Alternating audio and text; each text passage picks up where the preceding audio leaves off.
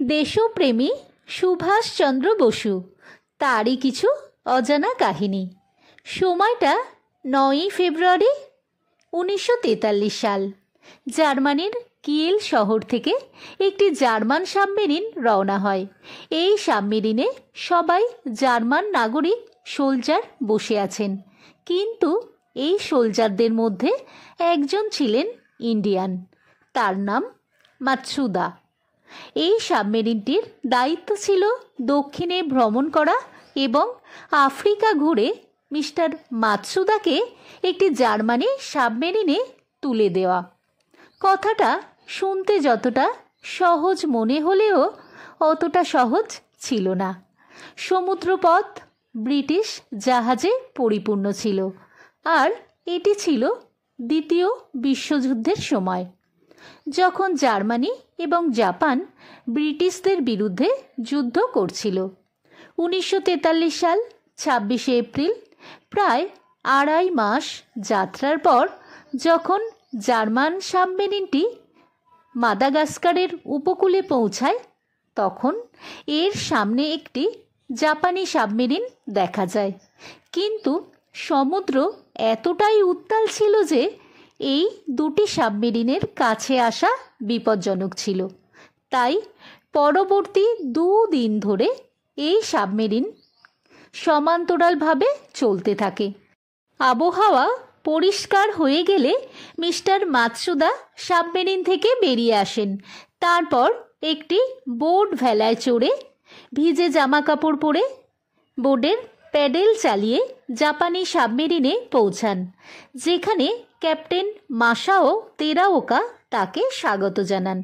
অনেকেরই প্রশ্ন থাকবে, কেন এই জার্মান এবং জাপানি সাবমেরিনগুলি দ্বিতীয় বিশ্বযুদ্ধের সময় একজন ভারতীয়কে সাহায্য করেছিল? এর কারণ হলো মিস্টার মাতসুদা আর কেউ নন, আমাদের দেশ নেতা নেতাজি সুভাষচন্দ্র বসু। আর তিনিই প্রথম ভারতীয় যিনি সাবমেরিনে ভ্রমণ করেছিলেন। ভারতের স্বাধীনতা অর্জনে জার্মানি হয়তো কোনো সাহায্য করতে পারে বলে সুভাষচন্দ্র বসু জার্মান সাবমেরিন চড়েন। সময়টা 23শে জানুয়ারি 1897। উড়িষ্যা রাজ্যের কটকে বিখ্যাত কায়স্থ পরিবারে জন্মগ্রহণ করেন সুভাষচন্দ্র বসু। মাতা প্রভাবতী বসু ছিলেন উত্তর কলকাতার হাটখোলা দত্ত বাড়ির কন্যা এবং পিতা জানকীনাথ বসু ছিলেন দক্ষিণ 24 পরগনা জেলার বিখ্যাত মাহিনগরের বসু পরিবারের সন্তান। তার বাবা জানকীনাথ বসু ছিলেন একজন সফল সরকারি আইনজীবী। 1902 সালে তিনি কটকের প্রোটেস্ট্যান্ট ইউরোপীয় স্কুলে ভর্তি হন। 6ষ্ঠ শ্রেণী পর্যন্ত ওই বিদ্যালয়ে পড়াশোনা করেন। ওই স্কুলটি ছিল ইংরাজি মাধ্যম স্কুল। বেশিরভাগ শিক্ষার্থী ইউরোপীয়। এই স্কুল তার পিতা জানকীনাথ বসুর পছন্দ ছিল। তিনি চেয়েছিলেন তার ছেলেরা যেন নির্দ্বিধায় ইংরাজি বলতে পারে। ভারতে ব্রিটিশদের মাঝে থাকার জন্য তিনি বাংলা এবং ইংরাজি উভয় ভাষাকেই গুরুত্বপূর্ণ বলে মনে করতেন। সুভাষচন্দ্র বসুর মা প্রভাবতী দেবী বাড়িতে মা দুর্গা ও মা কালীর উপাসনা করতেন। মহাভারত, রামায়ণ, মহাকাব্য থেকে গল্প বলতেন এবং বাংলা ভক্তিগীতি গাইতেন। মায়ের কাছ থেকে সুভাষচন্দ্র একটি স্নেহশীল স্বভাব লাভ করেন। তিনি দুর্দশাগ্রস্ত লোকদের সাহায্য করতেন। 1909 সালে 12 বছর বয়সে কটকের রাভেনসন কলেজিয়েট স্কুলে ভর্তি হন। কলকাতা বিশ্ববিদ্যালয় পরিচালিত মেট্রিক পরীক্ষায় 2য় স্থান অর্জন করেন। পরে কলকাতার প্রেসিডেন্সি কলেজে ভর্তি হন। তিনি অনেক দার্শনিকদের সম্পর্কে পড়াশোনা করেন। তিনি ভারতীয় পোশাক পরতে বেশি পছন্দ করতেন। তার মাকে দীর্ঘ চিঠি লিখতেন। সেই চিঠির মধ্যে থাকত রামকৃষ্ণ পরমহংস এবং স্বামী বিবেকানন্দ এবং বঙ্কিমচন্দ্র চট্টোপাধ্যায়ের আনন্দমঠ উপন্যাস, যা তখন তরুণ হিন্দু পুরুষদের মধ্যে জনপ্রিয় ছিল। সুভাষচন্দ্র বসু ছিলেন ভারতের স্বাধীনতা সংগ্রামের এক কিংবদন্তি নেতা। তিনি নেতাজি নামে পরিচিত। সুভাষচন্দ্র বসু পরপর দুবার ভারতের জাতীয় কংগ্রেসের সভাপতি নির্বাচিত হন। তিনি ফরওয়ার্ড ব্লক নামক একটি রাজনৈতিক দল প্রতিষ্ঠা করেন। ব্রিটিশ কর্তৃপক্ষ তাকে 11 বার কারারুদ্ধ করে। তার চির অমর উক্তি, তোমরা আমাকে রক্ত দাও, আমি তোমাদের স্বাধীনতা দেব। সুভাষচন্দ্র বসু ছিলেন অত্যন্ত মেধাবী ছাত্র। তিনি ম্যাট্রিকুলেশন পরীক্ষায় কলকাতা থেকে প্রথম স্থান অধিকার করেন।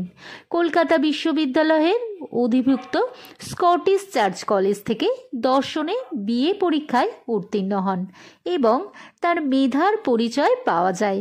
এরপর কেমব্রিজ বিশ্ববিদ্যালয়ের ফ্রিজ উইলিয়াম হলে উচ্চশিক্ষার জন্য ভর্তি হন। সিভিল সার্ভিস পরীক্ষায় ভালো নম্বর পেয়ে নিয়োগপত্র পেয়ে যান, কিন্তু বিপ্লব সচেতন দৃষ্টিভঙ্গি নিয়ে সেই নিয়োগপত্র প্রত্যাখ্যান করেন তিনি।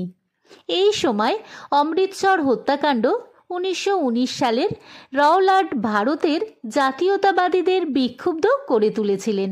এরপর তিনি স্বরাজ নামক সংবাদপত্র লেখালেখি শুরু করেন এবং বঙ্গীয় প্রদেশ কংগ্রেস কমিটির প্রচার দায়িত্বে নিযুক্ত হন। তার রাজনৈতিক গুরু ছিলেন বাংলার দেশবন্ধু চিত্তরঞ্জন দাস। দেশবন্ধু যখন কলকাতা পৌর সংস্থার মেয়র নির্বাচিত হন, তখন সুভাষচন্দ্র তার অধীনে কর্মরত ছিলেন। 1925 সাল অন্যান্য ভারতীয়বাদীদের সঙ্গে তাকেও বন্দী করা হয় এবং মান্দালয়ে নির্বাসিত করা হয়। এখানে তিনি যক্ষ্মায় আক্রান্ত হন। সুভাষচন্দ্র ছিলেন একজন ধর্মপ্রাণ হিন্দু। তিনি ধ্যান করে অনেক সময় অতিবাহিত করতেন। স্বামী বিবেকানন্দ তাকে উদ্বুদ্ধ করেছিলেন। ছাত্র অবস্থার থেকেই তিনি দেশবন্ধু চিত্তরঞ্জন দাস সুভাষচন্দ্রকে জাতীয়তাবাদী রাজনীতিতে প্রবেশ করান। 20 বছর ভারতীয় জাতীয় কংগ্রেসের সাথে যুক্ত ছিলেন। 1934 খ্রিস্টাব্দে ভিয়েনাতে এমিলি সেঙ্কলের সঙ্গে পরিচিত হন। 1937 খ্রিস্টাব্দে তারা ব্যাড গ্যাস্টিনে বিয়ে করেন। তাদের কন্যার নাম অনিতা বসু পাপ। 1944-এ বার্মায় ভারতীয়দের একটি সমাবেশে ভারতীয় জাতীয় সেনাবাহিনীদের জন্য একটি প্রেরণামূলক বক্তৃতা ও সুভাষচন্দ্র বসুর সবচেয়ে বিখ্যাত উক্তি, যা আজও ভারতীয়দের শিরদাঁড়া সোজা রাখতে সাহায্য করে, সেটি হলো, আমাকে রক্ত দাও, আমি তোমাদের স্বাধীনতা দেব। এই বক্তৃতায় তিনি ভারতের জনগণকে ব্রিটিশ রাজ্যের বিরুদ্ধে তার লড়াই, দ্বিতীয় বিশ্বযুদ্ধে পরাজিত হওয়ার পর জাপানি সেনাবাহিনীরা মনোবল একেবারে ভেঙে যায়। সেই সময় সুভাষচন্দ্র বসু সিঙ্গাপুর থেকে ব্যাংকক হয়ে তাইওয়ানে পৌঁছেছিলেন, কিন্তু সেখান থেকে এগোনোর জন্য একটাও জাপানি বিমান ছিল না। অনেক চেষ্টার পর একটা জাপানি বিমানের জায়গা পেয়েছিলেন তিনি।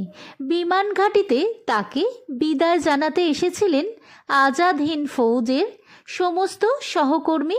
তাদের সঙ্গে করমর্দন করে জয় হিন্দ বলে অভিবাদন জানিয়ে বিমানে উঠে যান। অধিক যাত্রীবাহী বিমানটি তার পথ ধরে মাটি থেকে ওপরে ওঠার সঙ্গে সঙ্গেই ভিতরের যাত্রীরা একটা বিকট শব্দ শুনতে পায়, যেটা ইঞ্জিনে আগুন লাগার মতো ছিল। বিমানে থাকা কারিগররা বিমান থেকে কিছু একটা পড়ে যেতে দেখেন। তারপর বিমানটি দুলে ওঠে এবং পড়ে যায়, চূর্ণ হয়ে ভেঙে 2 খণ্ড হয়ে যায় এবং প্রচণ্ড শব্দে আগুন লেগে যায়। প্রধান চালক সহ সহচালক সঙ্গে সঙ্গে নিহত হন।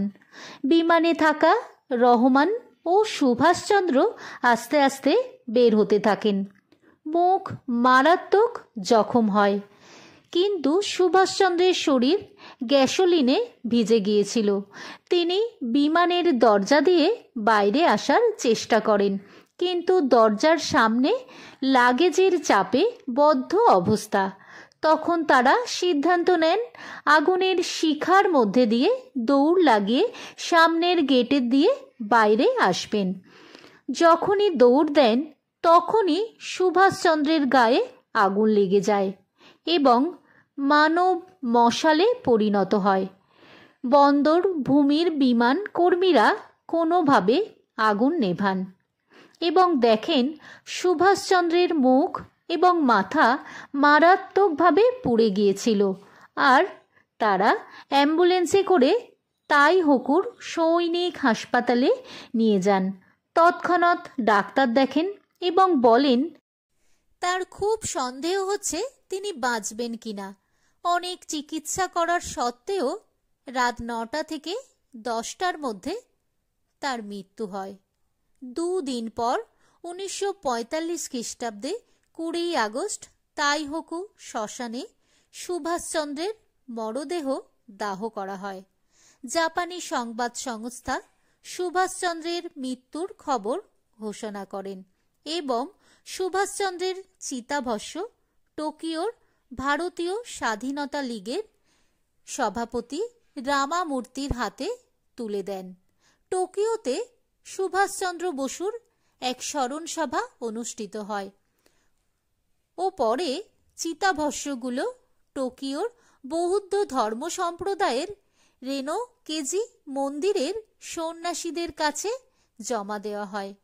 এখনো পর্যন্ত ওখানেই রাখা আছে আমাদের দেশ নায়কের চিতাভস্ম।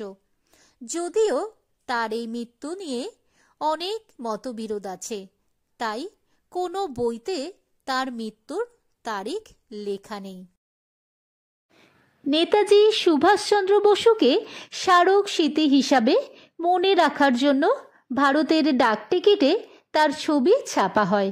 কলকাতায় নেতাজি সুভাষচন্দ্র বসু আন্তর্জাতিক বিমানবন্দর, ঝাড়খণ্ডে গোমহ রেলওয়ে স্টেশন, কলকাতায় নেতাজি ভবন মেট্রো স্টেশন, ওড়িশায় কটকে নেতাজি বাস টার্মিনাল ও নেতাজি সুভাষচন্দ্র বসু সেতু, দিল্লিতে নেতাজি সুভাষ মেট্রো স্টেশন, আন্দামান নিকোবর দ্বীপপুঞ্জে নেতাজি সুভাষচন্দ্র বসু দ্বীপ ইত্যাদি। এছাড়া তার নামে অনেক অনেক স্মৃতিসৌধ স্থাপন করা হয়েছে। অনি কলকাতা চ্যানেলের তরফ থেকে দেশপ্রেমী নেতাজি সুভাষচন্দ্র বসুকে প্রণাম ও স্যালুট জানাই। ভিডিওটির কোথাও যদি এতটুকু ভালো লেগে থাকে একটা লাইক ও সাবস্ক্রাইব করে দেবেন। সবাই ভালো থাকবেন।